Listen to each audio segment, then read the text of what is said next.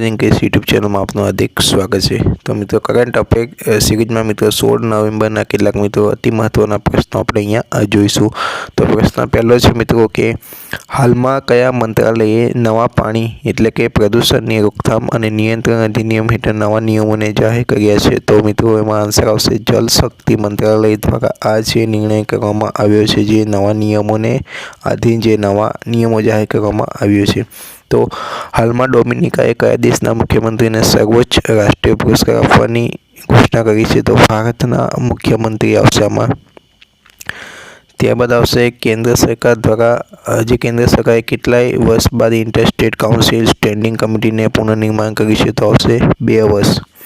ત્યારબાદ કયા દેશનું વેપાર કેન્દ્ર હાલમાં નવી દિલ્હીમાં ઉદ્ઘાટન કરવામાં આવ્યું છે? તો આવશે મિત્રો રશિયા। હાલમાં ભારતે કયા દેશને પ્રથમ વાયુ રક્ષા પ્રણાલીને બેચ મોકલે છે? તો એમાં આવશે આર્મેનિયા। ત્યારબાદ હાલમાં નવીન રામ ગુલામ કયા દેશના મુખ્યમંત્રી તરીકે નિમણૂક કરવામાં આવે છે? તો આવશે મોરિશસ જે મુખ્યમંત્રી આવશે એમાં।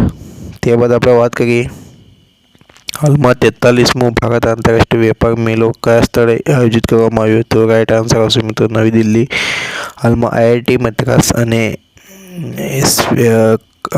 મદ્રાસ અને સ્પેસક્રાફ્ટ થર્મલ મેનેજમેન્ટ માટે સંશોધન કેન્દ્ર શરૂ કર્યું? તો આવશે મિત્રો ઇસરો।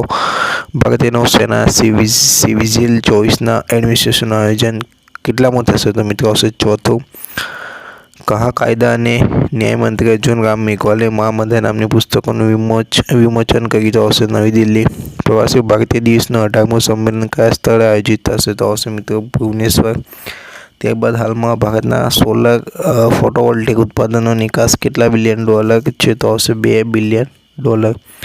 હાલમાં કયા નેતાએ સિવાલસામાં સ્વામી વિવેકાનંદ વિદ્યા મંદિરનું ઉદ્ઘાટન કર્યું હશે? તો રાઈટ આન્સર આવશે મિત્રો રાષ્ટ્રપતિ દ્રૌપદી મુર્મુ।